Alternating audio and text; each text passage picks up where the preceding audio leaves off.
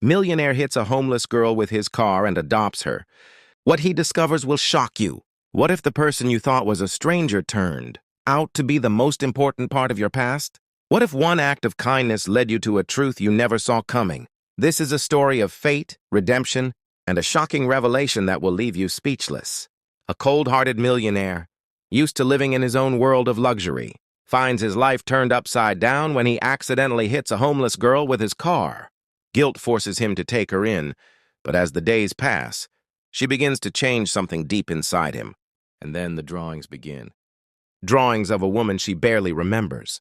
A woman she calls Mama. What he doesn't realize is that this young girl is more connected to him than he could ever imagine. Stay with me till the end, because the truth in this story will leave you breathless. Do you believe in fate? Have you ever experienced something in life that felt too perfect to be a coincidence? Let me know in the comments. The city was drowning in an unforgiving storm. Sheets of rain pounded the pavement, the cold biting through layers of clothing. Neon lights flickered, their reflections shimmering in the puddles that lined the streets. The air smelled of damp asphalt, gasoline, and distant food carts closing up for the night. A few desperate figures huddled in alleyways, seeking shelter from the elements, their eyes hollow with hunger and exhaustion. Inside a sleek black luxury car, Jonathan Greaves drove with a detached expression. The city blurred past him, just another empty night in his meticulously planned life. His mind was occupied by thoughts of business deals and profit margins, not the world outside his tinted windows. He never paid attention to the people on the streets, never noticed their suffering, until tonight. Lightning flashed, illuminating a narrow alleyway where a small, frail figure suddenly stumbled onto the road. Jonathan's eyes widened, his heart leaping into his throat. A child? His instincts took over. He slammed the brakes, tires screeching against the wet pavement. The car skidded, water splashing up like an ocean wave, and then a dull thud. His hands gripped the steering wheel so tightly his knuckles turned white. He barely registered the rapid pounding of his heart over the hammering rain. Had he hit her? Without thinking, Jonathan shoved open the door and stepped into the storm, his expensive coat immediately soaking through. There, sprawled on the wet pavement, lay a little girl, no older than 7. She was trembling violently, her thin arms wrapped around herself. Her clothes were soaked and clung to her tiny frame, tattered rags that barely provided warmth. Mud smeared her pale skin, and her golden curls stuck to her forehead in messy strands. Her large blue eyes flickered open, terrified yet familiar. Jonathan swallowed hard, feeling a strange pang in his chest. Something about this girl. He crouched beside her, his voice unusually soft. Are you hurt? The girl flinched, eyes darting around as if expecting someone to strike her. Her lips parted, but her voice was barely more than a whisper against the storm. I didn't mean to. I wasn't stealing. Please don't be mad. Jonathan frowned. Stealing? What had this child been through? The girl tried to push herself up but winced, gripping her left arm. Jonathan's gaze followed the movement, spotting a nasty bruise forming just beneath the fabric of her sleeve. Guilt tightened around his chest like a vice. He had done this. For the first time in years, he ignored logic and acted on impulse. Shrugging off his drenched coat, he draped it over her fragile shoulders, shielding her from the freezing rain. She was weightless in his arms as he lifted her, her body stiff with fear. "You're coming with me," he murmured. "Somewhere warm." The girl didn't protest. Maybe she was too tired. Or maybe, for the first time in her life, someone had finally stopped for her. Jonathan's penthouse was a world of stark contrasts compared to the bleak, merciless streets Emma had known. The vast expanse of gleaming floors stretched beneath towering ceilings, glass windows revealing a glittering cityscape. The warmth inside felt almost surreal to her, like stepping into a dream where she did not belong. She stood just inside the entrance, her posture tense, her bare feet barely touching the smooth tile. She refused to sit on the plush white leather couch, afraid she might stain something. She refused to remove Jonathan's coat, even though the fabric hung loosely off her small frame, dripping water onto the pristine floor. Jonathan sighed as he watched her, running a tired hand through his hair. He turned toward the housekeeper, who had placed a steaming bowl of soup on the dining table. "She needs to eat." The woman nodded and left the room.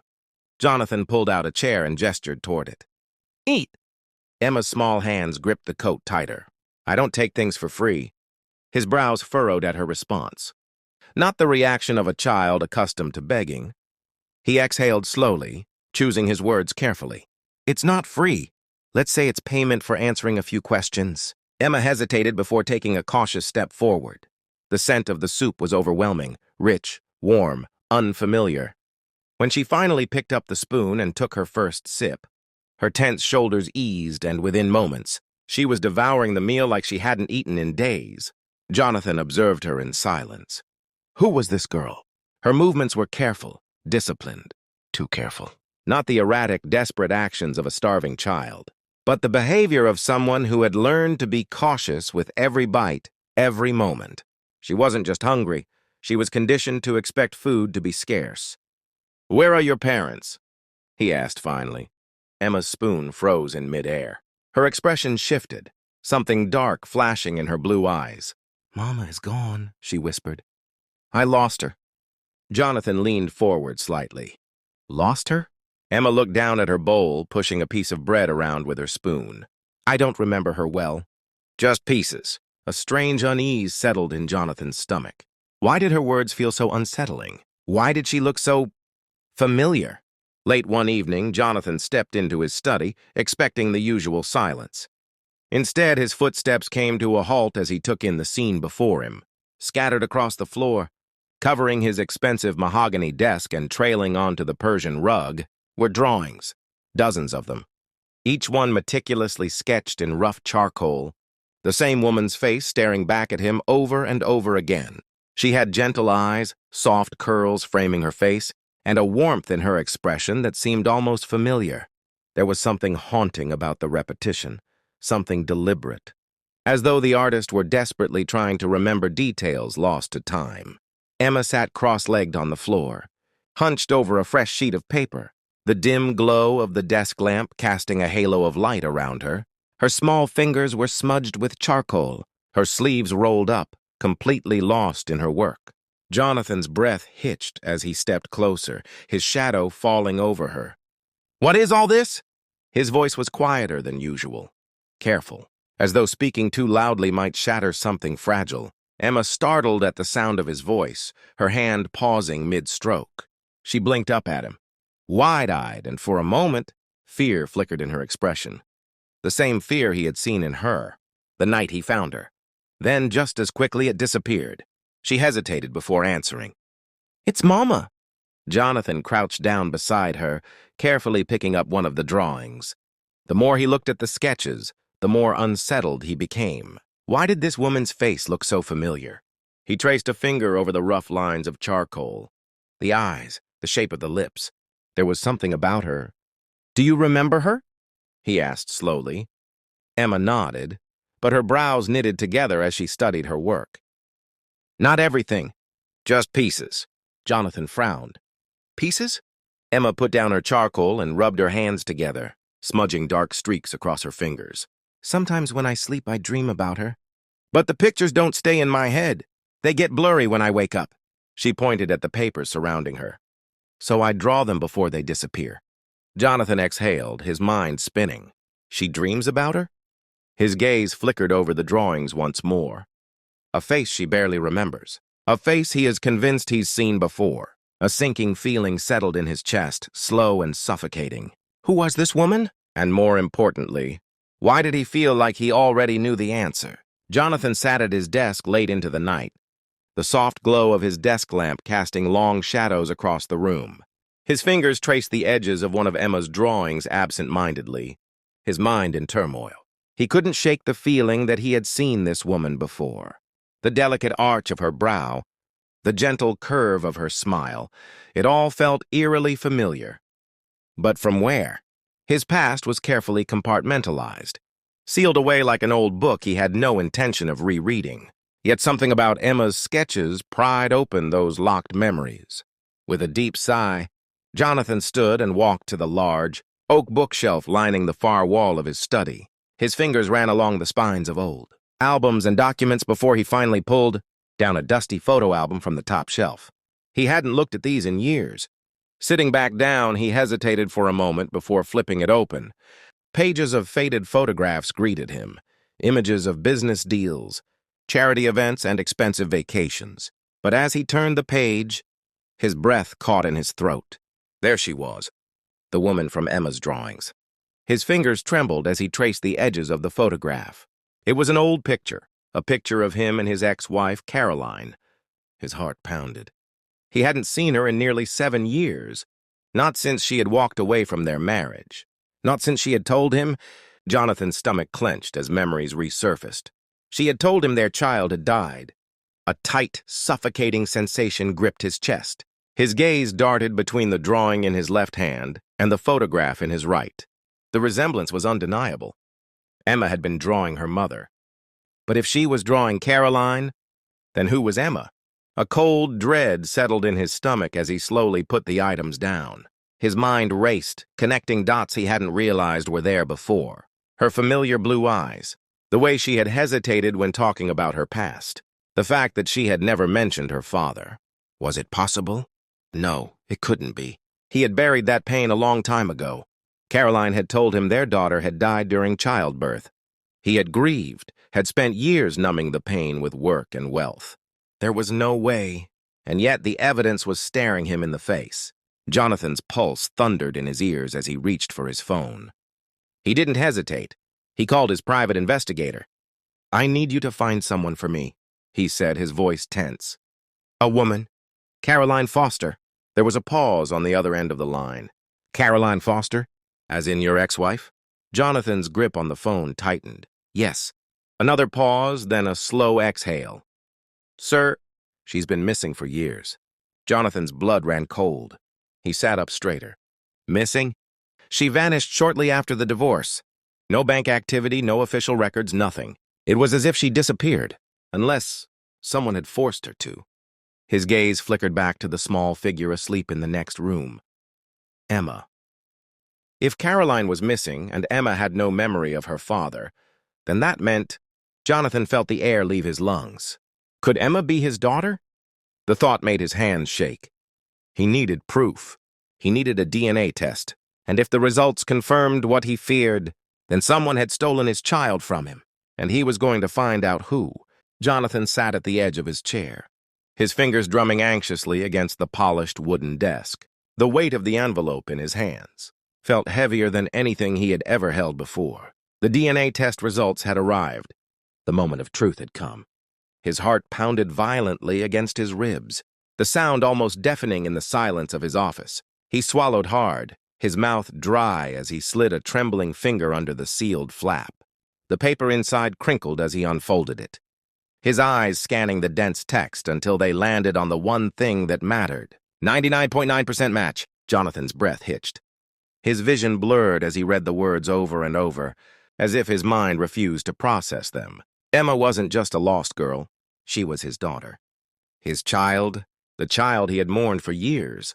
The child he had believed was gone forever. A cold rush of realization coursed through him, followed immediately by a white-hot anger that burned deep in his chest.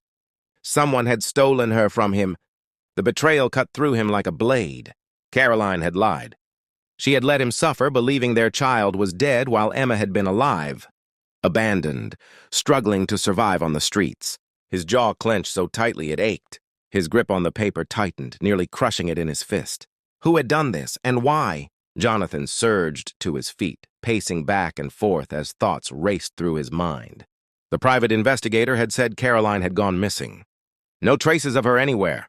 If she had hidden their daughter from him, why had Emma ended up alone? What had happened to her mother?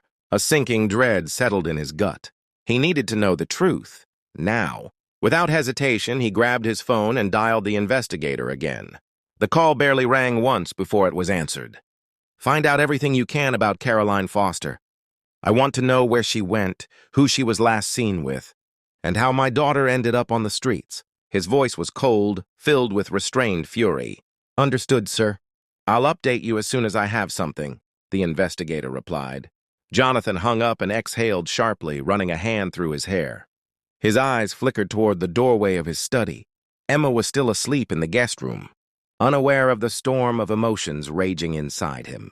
He moved toward her room, standing silently by the doorframe.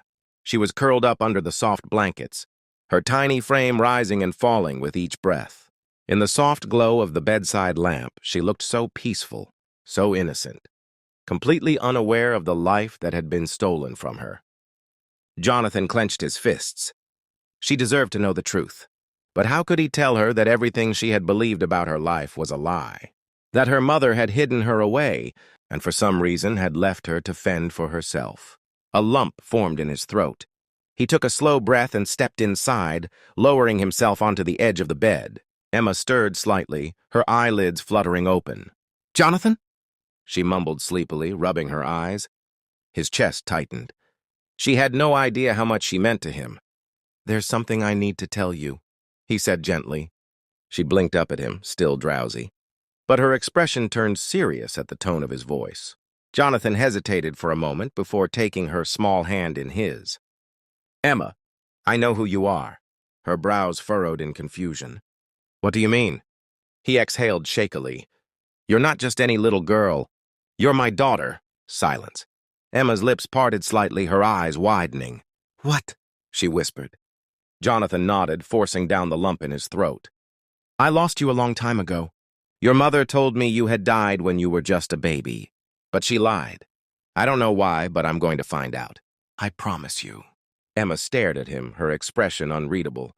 Then slowly, tears welled up in her eyes. You're my daddy?" Her voice cracked. Jonathan's chest ached as he nodded. "Yes, and I swear to you, Emma, I will never let anyone take you away from me again." A strangled sob escaped her lips before she threw herself into his arms, clutching onto him as if she were afraid he might disappear. Jonathan held her tightly, his own tears slipping silently down his face. For years he had built walls around his heart, convinced he didn't need love, didn't need family. But in this moment, as he held his daughter for the first time in what felt like forever, he knew he had been wrong. Love wasn't something to fear. It was something to fight for. And he would fight for her, no matter what it took. Jonathan didn't sleep that night. He sat in his study, staring at the DNA results that confirmed the impossible truth. The storm that had raged inside him since Emma's arrival had reached its peak. Every muscle in his body was tense, his thoughts racing at a speed he could hardly control. How could this have happened? How had she been stolen from him? And where was Caroline? The questions clawed at him, demanding answers. He wasn't going to wait for the investigator to bring him information. He needed to act now. His fingers moved swiftly over his phone screen, dialing the number of an old acquaintance, someone who specialized in uncovering secrets no matter how well they were buried. "I need everything you can find on Caroline Foster. Her whereabouts, her last movements, and anyone who was close to her before she disappeared." There was a brief pause on the other end of the line. Then a firm response. "Give me a few hours. I'll call you back." Jonathan clenched his jaw and ended the call. He exhaled deeply, trying to steady himself. He could handle business crises worth millions, make ruthless decisions without hesitation. But this was something he had never prepared for. Just then, a small noise from behind startled him. He turned to see Emma standing in the doorway of the study, rubbing her tired eyes. She was still in her pajamas, her tiny feet bare against the cold wooden floor. "Jonathan?" she murmured sleepily. The weight of the moment pressed down on him. No, not Jonathan. Not anymore. He pushed his chair back and approached her slowly, lowering himself to meet her gaze. His voice was soft but firm. "Emma, I need you to know something very important." She blinked at him, her small fingers tightening around the fabric of her sleeve. He took a deep breath, willing himself to be strong for her. "You are not just any little girl. You are my daughter." Silence stretched between them. Emma's face twisted in confusion, her lips parting slightly as if she hadn't heard him correctly. "What?" she whispered. Jonathan nodded, his hands gently cupping her small shoulders. "You were never abandoned. You were never alone by accident. Someone took you away from me, Emma. They made me believe you were gone." Tears welled in her big blue eyes. "But I don't remember you." His heart cracked. He had lost so much time, too many years stolen. "That's okay," he assured her, his voice thick with emotion. "You don't have to remember. I remember you. I remember the day you were born. The way you held my finger so tight I thought you'd never let go. A single tear slid down Emma's cheek. Mama always told me. My daddy was gone. She sniffled, shaking her head. She said we were alone. Jonathan's chest ached. The pain in her voice was unbearable. Caroline, why did you do this? I'm here now, he whispered. And I'm never leaving again. Emma hesitated, searching his face for something, assurance, truth, love. Then, before he could react, she threw her arms around his neck, her small frame trembling as sobs racked her body. Jonathan wrapped his arms around her tightly, holding her as if she might slip away again. He pressed his lips to her hair, whispering, You're safe now. You're home. For the first time in years, Jonathan felt something shift inside him. The walls he had built around his heart cracked, and warmth seeped in through the fractures. He had found her. He had found his daughter. And he would never let her go again. The morning light filtered through the floor-to-ceiling, windows of Jonathan's penthouse, casting a golden hue over the sleek furniture and polished floors. But for once, Jonathan wasn't thinking about his wealth, his business, or his next big deal. He was thinking about the fragile little girl, who was still curled up in the guest room. Down the hall, his daughter. His daughter. The words felt foreign, yet at the same time, they were the most natural thing in the world. Jonathan leaned against the doorway, watching as Emma slept. Her small body curled into the blankets, her hands clutching the stuffed bear he had given her the night before. She looked so peaceful, so innocent. Yet the weight of her past clung to her even in sleep. Jonathan had spent the night wrestling with emotions he hadn't felt in years. Anger, grief, guilt, but most of all, love. He had lost 7 years with her. 7 years where she had suffered alone, believing she was abandoned. And that thought burned in his chest like fire. He wouldn't let it happen again. Taking a deep breath, he stepped into the room. The soft creak of the floorboards made Emma stir. She blinked sleepily, her blue eyes meeting his. For a moment there was confusion, then hesitation. Morning, Jonathan said softly, sitting on the edge of the bed. Emma rubbed her eyes, sitting up slowly. Morning. Her voice was groggy, hesitant, as if she were still unsure if last night had been real or just another dream. Jonathan hesitated for a moment before reaching out, brushing a stray curl from her face. I know this is a lot, he admitted, and I don't expect you to trust me right away. But I need you to know one thing. You're safe now. You'll never have to be alone again. Emma stared at him, her small hands gripping the blankets. You really mean it? Jonathan's throat tightened. With everything I have. She looked down as if processing his words. Then slowly she whispered, I used to pretend. Jonathan frowned. Pretend? Emma nodded. When I was alone, I used to pretend I had a daddy. Someone who was looking for me. Someone who would find me. She swallowed, her voice barely above a whisper. But after a while, I stopped pretending. It hurt too much. Jonathan closed his eyes for a brief moment, swallowing the lump in his throat. He had failed her. Not by choice, but he had failed her all the same. I was looking for you, Emma, he said firmly. I just didn't know where to find you. But now that I have, I'm never letting go. Emma sniffled, wiping at her eyes. Then, before Jonathan could react, she crawled into his lap, wrapping her small arms around his neck. Jonathan's breath caught as he instinctively held her, feeling the warmth of her tiny frame against him. It was the first time she had hugged him willingly, and in that moment, everything else faded away. I think I remember you, she mumbled against his shoulder. Not a lot, just your voice. It sounds like home. Jonathan closed his eyes, pressing a kiss to her hair. You are home, baby girl. Emma tightened her grip around him. I don't want to pretend anymore. Jonathan's arms tightened around her protectively. You don't have to. For the first time in years, he wasn't thinking about deals, investments, or wealth. For the first time in years, he felt whole, and he vowed that nothing, no one, would ever take her away from him again. The days that followed were filled with quiet adjustments, small steps toward healing, and moments of realization for both, Jonathan and Emma. The walls of the once immaculate penthouse slowly transformed. Emma's drawings now decorated the fridge. Her laughter echoed down the hallways, and for the first time in years, the cold silence of Jonathan's home had been replaced with warmth. Jonathan found himself becoming someone new, someone he had never imagined he could be. He woke up earlier just to make breakfast for Emma, though he was terrible at it. He learned the names of her favorite storybooks, sat beside her during movie nights, and even found himself braiding her hair on mornings, when she was too sleepy to do it herself. Every night before she fell asleep, she would whisper, "Good night, Daddy," testing the word, getting used to it. And every night, Jonathan's heart swelled with emotions he could barely contain. One evening, as they sat on the couch together, Emma hesitated before speaking. "Do you think Mama wanted to come back?" she asked softly. Jonathan exhaled, running a hand through his hair. He had spent countless hours searching for answers about Caroline. But the truth was still out of reach. "I don't know," he admitted. "But I do know one thing. You were never supposed to be alone. And you never will be again." Emma nodded, her small fingers wrapping around his hand. "I like having a daddy." Jonathan smiled, squeezing her hand gently. "And I love having a daughter." In that moment he knew money, power, and all the luxuries of life meant nothing compared to what he had found in Emma. She was his greatest treasure, the one thing he had never realized he was missing. Life has a way of bringing people back to where they belong.